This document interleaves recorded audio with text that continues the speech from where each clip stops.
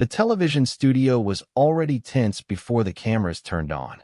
Not chaotic, not loud, just tense in the way that happens when everyone in the room knows something might go wrong, and no one's sure who will pull the trigger. Denzel Washington and Jasmine Crockett were scheduled to appear on a special broadcast discussing leadership across generations. It had been pitched as a respectful conversation between an elder statesman of Hollywood and a rising political figure. But that was just the version the public saw. Behind the scenes, there were emails, conditions, and warnings. Denzel Washington had only agreed to appear if the discussion remained substantive and respectful. That meant no grandstanding, no political theater, and no attempts to use him as a prop. Jasmine Crockett's team had agreed, or at least they said they had. But just minutes before they walked onto the set, one of Crockett's aides was overheard saying, "Let her take him down a peg. These old Hollywood types need to learn." And Denzel's longtime assistant heard every word. When they finally stepped onto the stage, the applause was warm and genuine. People were clapping for two accomplished figures, not knowing what was coming. Denzel walked with that unmistakable dignity, taking his seat with practiced ease. Jasmine followed, confident and ready. The moderator began with introductions. "Tonight, we have Academy Award winner Denzel Washington and Congresswoman Jasmine Crockett discussing leadership, legacy, and the future of America." It started cordially enough. They discussed their backgrounds, their motivations. But then Jasmine shifted the tone.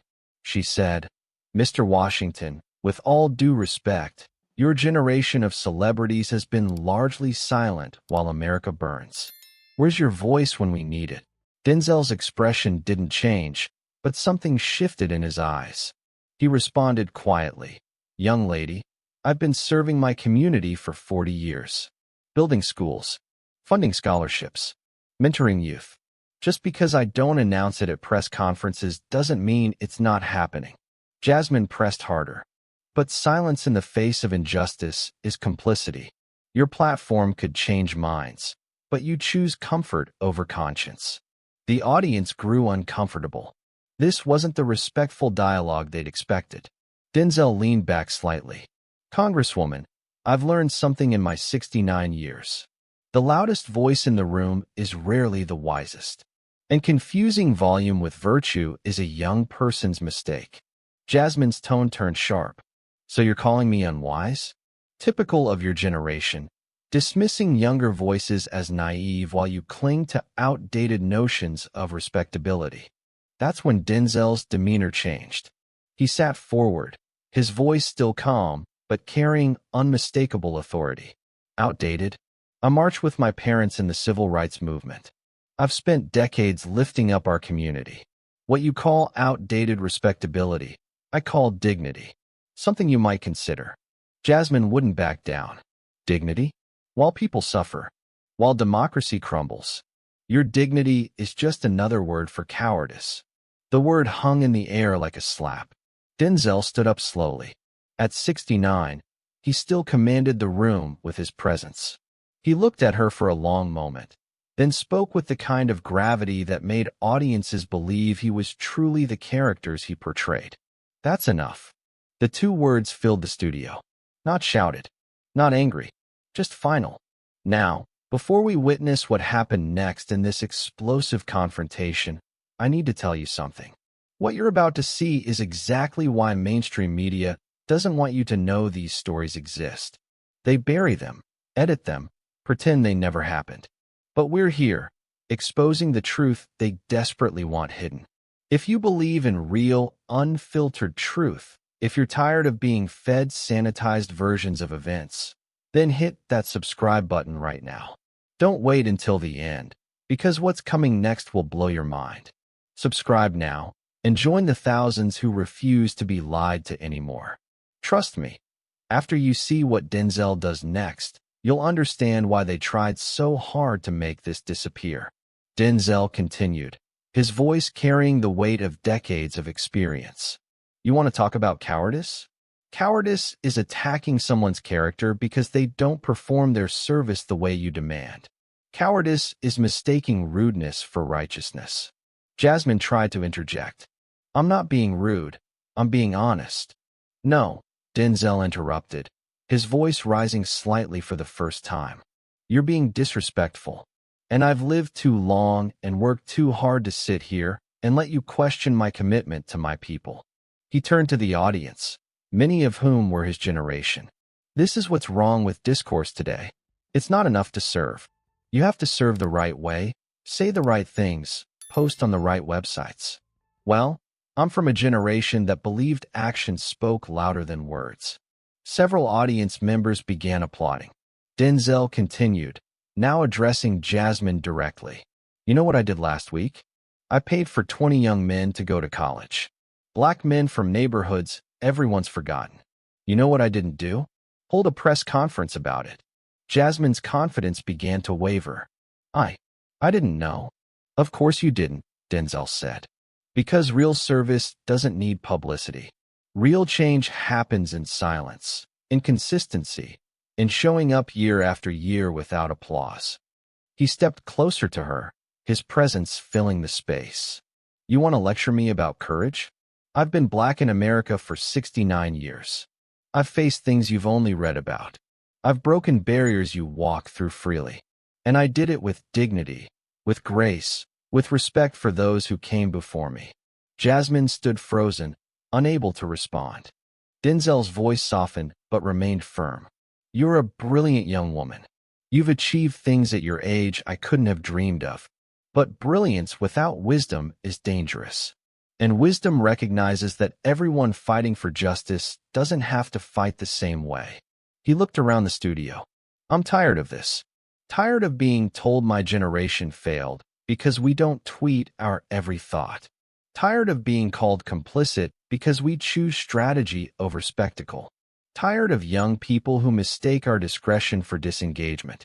The audience was completely silent, hanging on every word.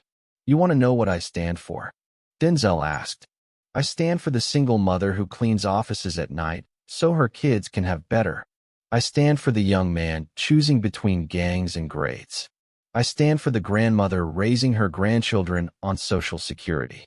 And I serve them quietly, consistently, without needing your approval or acknowledgement. Jasmine finally found her voice, but it was small. Mr. Washington, I didn't mean. Yes, you did, he said simply. You meant to embarrass me, to paint me as out of touch, to score points with people who think progress only looks one way. Well, congratulations. You've shown everyone exactly what's wrong with our discourse. He headed for the exit, then stopped and turned back. One more thing, Congresswoman. That school I mentioned building? It's in your district. Those scholarships I fund, they go to your constituents. That mentoring program? It serves the very people you claim I've abandoned. The difference between us is I don't need you to know about it. I just need it to work. He looked at her one last time.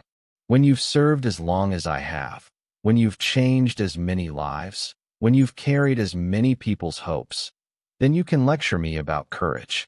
Until then, young lady, learn the difference between volume and value, between performance and purpose, between being seen and being effective. He walked off with the same dignity he'd entered with. Jasmine stood on stage, frozen, tears forming in her eyes.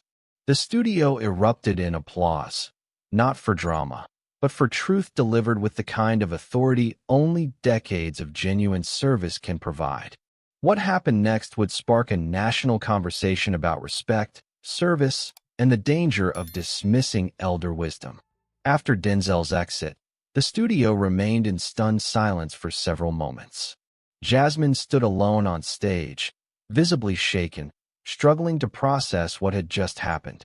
The moderator tried to salvage the broadcast, but the damage was done.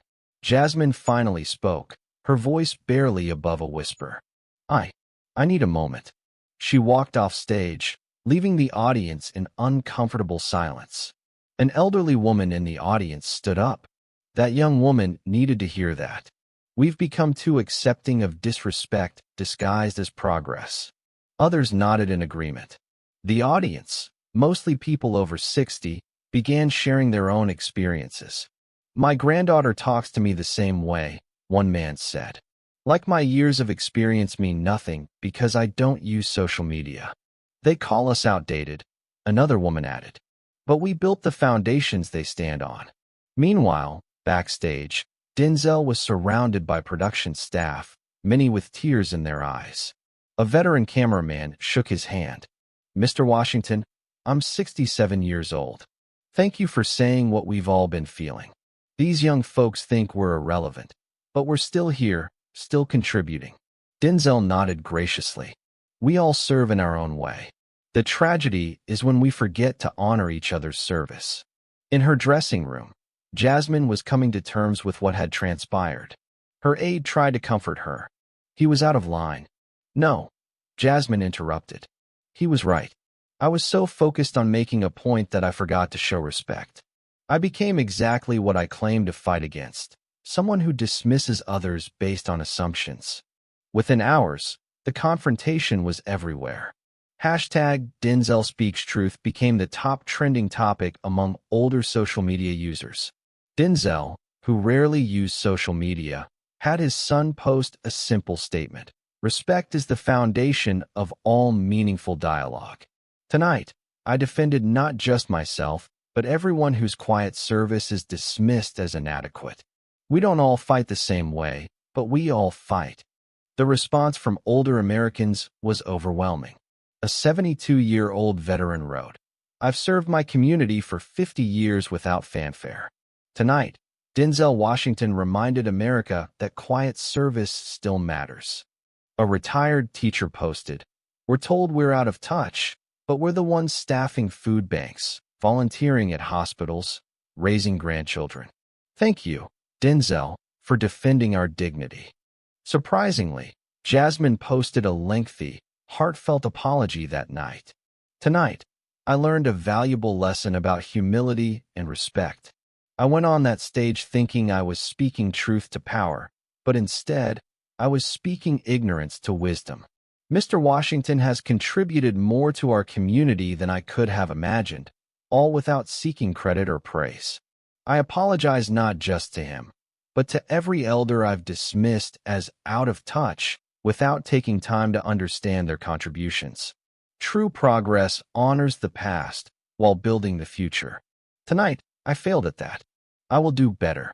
The apology was well received, particularly among older viewers who appreciated her willingness to admit error. 3 days later, something unexpected happened. Denzel reached out to Jasmine privately. They met for coffee, away from cameras. Later, Jasmine shared, Mr. Washington showed me more grace than I deserved. He spent 2 hours teaching me about the power of quiet service, about the civil rights leaders who worked behind the scenes, about the importance of building rather than just speaking. I left that coffee shop a different leader than I entered. The impact of the confrontation rippled through society. Younger activists began reaching out to older community leaders, seeking wisdom rather than dismissing experience. Intergenerational dialogues increased across the country. Churches and community centers hosted wisdom and energy forums, bringing together older and younger leaders to share perspectives respectfully.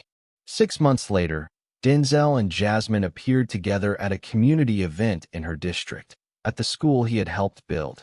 They spoke about bridging generational divides and the importance of mutual respect.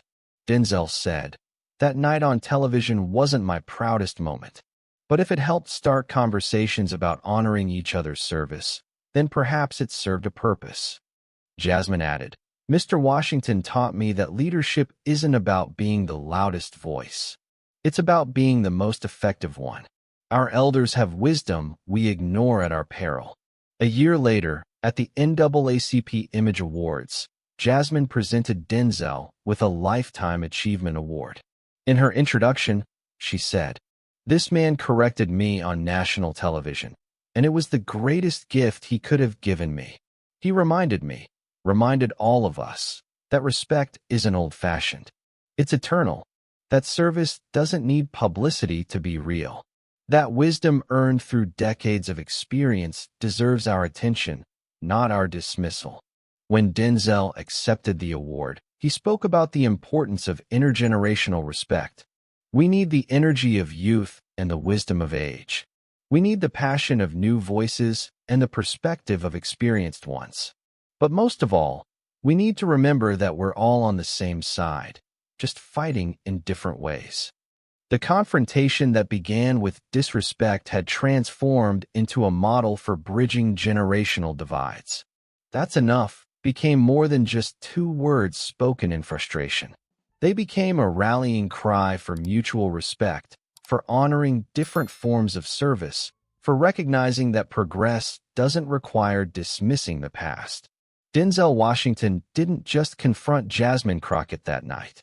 He confronted a culture that had forgotten to honor its elders, that mistook volume for value, that confused disrespect with progress.